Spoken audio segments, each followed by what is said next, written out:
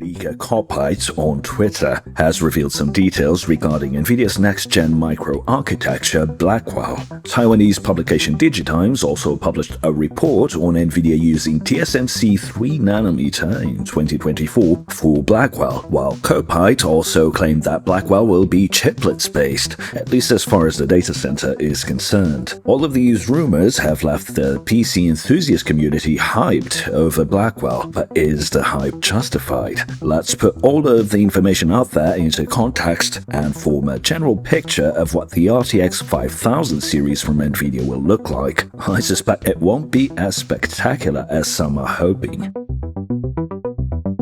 This video is sponsored by Urcdkeys.com. If you buy a retail Windows 10 key, you could spend $100 or more, but if you buy an OEM key from Urcdkeys.com, a Windows 10 Pro key will cost you only $15 when you use the coupon code C25. The keys work globally, and you can even get a free upgrade to Windows 11 from Microsoft. After you've made your purchase, you will find your key in your purchased orders in the Urcdkeys website. Click on Get Keys and copy the key. Then in Windows, click on Start and type Activate, and then click Activation Settings. Then click Change Product Key, paste your key you just purchased, and click Next. Your copy of Windows is now activated. If you want Office 2021 Professional, you can use the same C25 discount code and get it for just $65. Urcdkeys is running a mid-year sale with some cool mechanical keyboards, gaming mice, and even gaming chairs. A big thanks to Urcdkeys.com for sponsoring today's video. Check the links in the description to get your cheap OEM Windows keys today.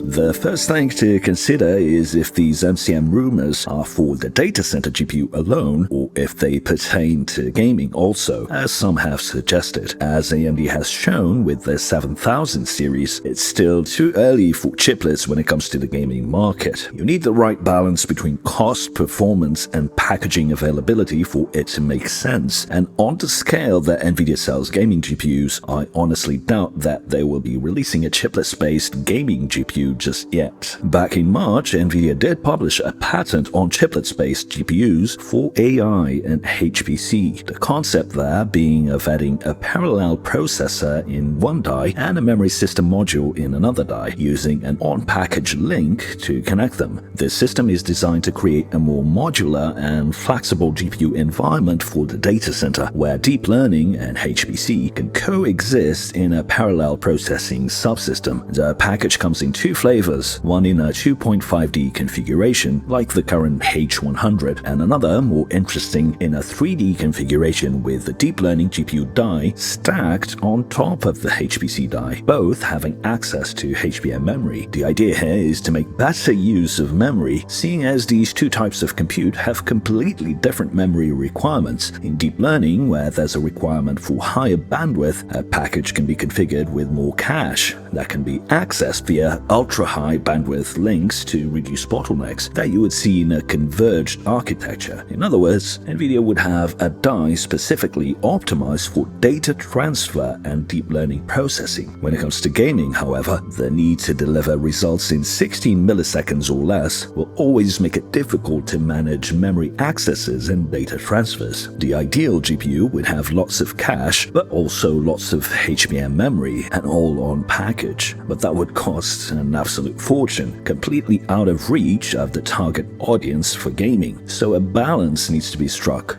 We've seen with AMD that the performance of the 7900 XTX is all over the place, depending on how much data movement there is. In games where there's not as much data being fetched from the memory modules, the GPU remains stable. But when data needs to be fetched constantly, a lot of energy needs to be used, and thus a lot of heat is produced, and as a consequence, clock speeds have to come down. This chart that I've shown before shows that a simple 8-bit multiply costs a mere 0.03 picojoules, but fetching data for that operation can cost orders of magnitude more. I talked about this a few years ago, but it's worth remembering. In a hypothetical 400mm squared die, a 64-bit double precision operation would cost 20 picojoules to run, but fetching the data to run it from the opposite corner of the die would cost 1 nanojoule, so that's 40 times more energy to move the data than to actually do the operation. And if you're talking about going out outside of the chip and into DRAM, you're using 100 times more energy, or more, than the actual processing cost. So you can see why chiplets on a 2.5D package is always going to represent a difficult challenge to solve when it comes to energy usage. Using all this energy obviously produces a lot of heat, and to manage heat, you have to reduce clock speeds. So we see that massive inconsistency with RDNA 3 as a result of the varied gaming workloads, the ones that require a lot of data movement, resulting in poor performance. While in something like HPC or deep learning, real-time is important for data access, it's not as important for output. But in gaming, real-time output is fundamental, so the fact that the RDNA 3 GPUs work at all is an impressive feat. But like with the Fury and the Vega GPUs, I think AMD jumped the gun on a packaging technology that just didn't meet all the metrics to be a competitive product. I understand that AMD needs to be more risk-prone when it comes to challenging NVIDIA's dominance, and they should be commended for that, but the execution has to be good, which just isn't the case with the 7900 XTX. RDNA 3 is not particularly good at anything. NVIDIA is not new to chiplets GPUs either. In fact, they made the first chiplets-based GPU back in 2019, Simba, a fully chiplets-based GPU built on an organic substrate with 36 chiplets specialized in scaling deep learning inference. So for NVIDIA, it's not a matter of know-how. Until that equation of cost, clock speeds, parallelism, memory bandwidth,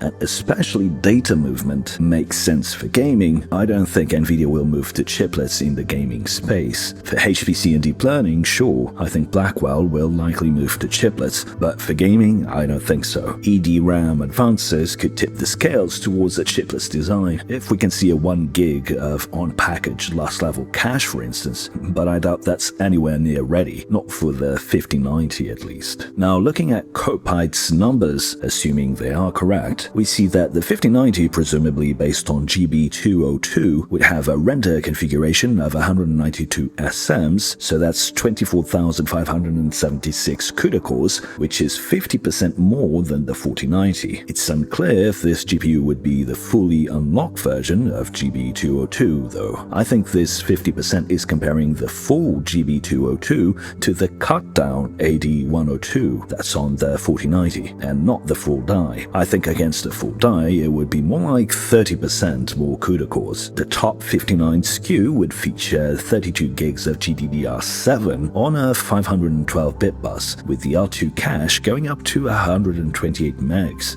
This is an increase of 78% in L2 cache, which seems staggering. We'll get to that in a second. According to the leaker, this would represent a jump in overall performance of 1.7x, or 70% over the 4090. I'm not sure about the memory configuration, but everything else seems plausible. I just don't see where this 70% increase in performance comes from. These improvements are not cumulative. There's always a bottleneck somewhere. I've shown this graph years ago that shows that the majority of performance improvements from generation to generation comes from the CMOS potential, in other words, from the node shrink. You can see how from NVIDIA's Fermi microarchitecture to Pascal, there was a 5x improvement in performance that was consistent with TSMC's node speed improvements, while the microarchitecture improvements contributed a mere 27% in the span of 6 years. That's how much node matters. Architectural improvements and specialization can bring better performance for specific tasks. Ray tracing comes to mind, and energy efficiency gains, like going from Kepler to Maxwell, both on 28 nanometers but with a massive difference in efficiency. You can get these sorts of improvements, but raw performance is limited by the CMOS potential. Don't believe these corporations' marketing claims that they have made architectural changes that resulted in 50 or 70% improvements. It's BS. The node is still king. You cannot develop a chip to be manufactured at TSMC without knowing the limitations of the node it will be built on. There's literally a velocity saturation point that NVIDIA can't go beyond. It's not like they can just create a GPU that's 20 times faster thanks to architectural improvements. It all comes down to what the node is capable of producing. If gaming was a completely parallelizable workload, then things would be different, but it just isn't. For there to be a 70% increase in performance in Blackwell like these leakers are claiming, either Ampere would have to be a rubbish microarchitecture that had a lot of fixing processing that could improve it, and all of those fixes could be done within a generation, which doesn't seem to be the case, or 3nm, which Blackwell has been confirmed to be on, would have to represent a performance jump of at least 65% compared to TSMC's 5nm, assuming the same die size. How much has TSMC projected for their 3nE process node versus 5nm? While N3 has a 24-layer EUV process, N3E uses a simpler 19-layer, so it's less expensive but also has less logic density. N3 would be too expensive for NVidia to use and too little of an improvement, so they will certainly go with N3E. N3E shares the same SRAM bit cell size as N5, but with less layers, like I said. That's very disappointing, as SRAM scaling was one of the improvements that TSMC promised when they first released the node. In fact, they promised something like 20%, which turned out to be complete bullshit. Instead, SRAM is remaining flat for 3nm. The new iPhones are a clear indicator of how terrible TSMC's 3nm node is, at least in comparison to their nodes over the last decade. In fact, we can think of N3E as a completely new node compared to the crappy N3. If we look at N3E in a FinFlex 2:1 implementation, we get density improvements of around 56%, but at a 35% cost increase. So that's roughly a 15% cost per transistor improvement. The worst ever scaling for a major process technology in more than 50 years. Yep, that's how bad TSMC's 3nm is. The 2x2 and 3x2 implementations are even worse, being either flat or negative, the saving grace being the speed improvement. I mean, the node is so terrible, I believe that NVIDIA was considering just staying on 5nm for Blackwell. In fact, I think that was the rumor for much of this year, but I guess seeing how close AMD got to the 4090 in some instances with their craptastic MCM design has forced Jensen's team to take whatever gains they can get from TSMC, even if that means delaying the launch until N3E has matured, and we'll talk more about that in a second. So the most likely scenario for the 5090 is a cut-down GB202 die that will be about 20 to 25% better than the 4090. So that's what you'll get, at most around 25%. For it to be 70% on 3nm, there would have to be a radical change to the GPU design. How radical? I covered NVIDIA's disaggregation strategy for the data center and HPC in a past video. I'll link to that video in the description. It's quite good. And this new pattern I share today is in line with what I covered in that video. What's new is the 3D element. In that video, I explained the difference between an aggregate design like the 4090 and a semi-disaggregated design like the 7900 XTX. I think one interesting solution that could mitigate a lot of the data transfer issues is stacking the memory on top of the logic. Like I said in that past video, you'd be looking at a difference of using 9 watts in a package like the 7900 XTX for the Infinity fabric at full use to only 2 watts on a 3D stacked design when fetching from last level cache. So NVIDIA could achieve a compound 350% better efficiency by using 3D stacking for the L3 cache compared to AMD's approach. That means they could run the logic chiplet consistently at very high clock speeds without having to worry as much about data transfers producing a ton of heat. In addition to that, you'd be adding a new level of cache to the GPU along with a massive proposed increase of 128 megs of L2. If that happens, then sure, we could see a monstrous 5090, but it would have to cost well over $3,000 or much more. But again, with last level caches still being too small to make a substantial difference when disaggregated, and with AMD not really making an effort to compete in the DGPU space, one has to ask, what motivation is there for NVIDIA to change the current paradigm in such a radical way? Just scaling the 4090 to 3nm should be more than enough to maintain the performance leadership, even if the gains are small, seeing how far ahead the 4090 is already, and it's not even the full die. I mean, there will be some architectural improvements, as always, but those will account for a tiny fraction of the performance gains, maybe 2 to 3%, like I said earlier. Now, specialization does come into play, and ray tracing performance could increase further, but at 128 RT cores already in the 4090, the gains will dramatically decrease going forward because of Amdahl's law, as I showed in this graph back when the 28 2080 Ti launched, it won't make much sense for NVIDIA to add more RT cores. At 256 RT cores, you're looking at about a 2 to 3% increase. Even at 512 RT cores, it would only yield a modest 4% increase or so for a huge increase in die area dedicated to RT cores, as you can see in this chart. I suspect NVIDIA will instead add specialized hardware for something else.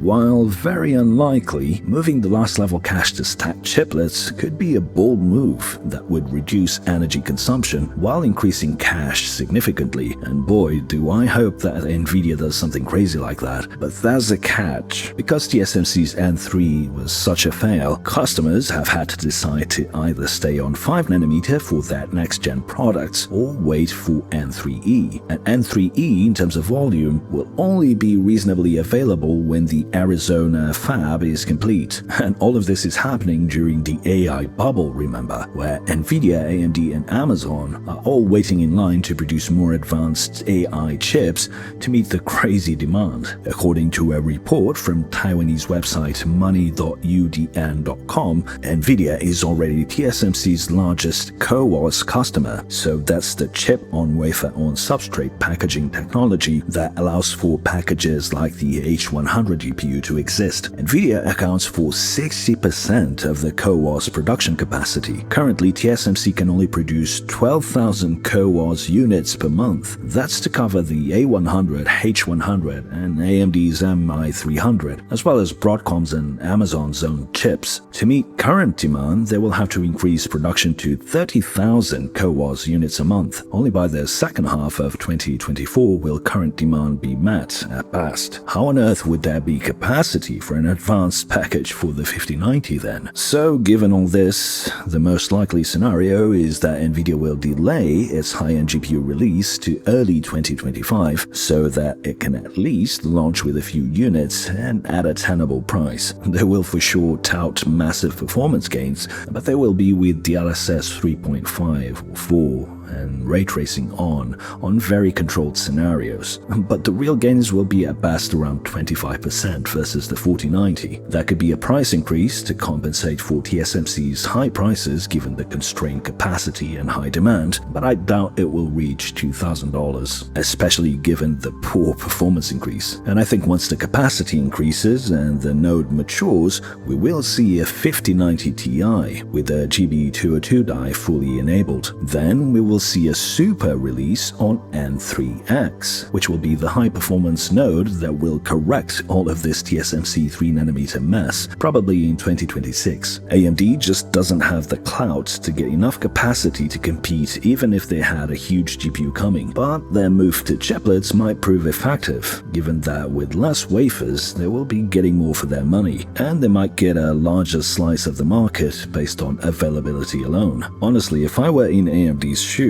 I would move the GPUs to Samsung and go all in there, kind of like what NVIDIA did with the 3000 series when the mining boom was at its peak. So unless Jensen has some crazy 3D stacked chiplets GPU coming, you better temper your expectations when it comes to the 5090. And by the way, this will be a long node, much like the 28nm days, except there's not enough capacity, not much of an improvement over the previous node, and little motivation from AMD and NVIDIA to be making gaming GPUs when they can make way more money focusing on AI. Sorry to bring yet more bad news, but someone has to put the brakes on the hype train. Subscribe so you don't miss my continued analysis of the semiconductor industry, and become a patron if you want to support independent, high-quality content on YouTube. Thanks for watching, and until the next one.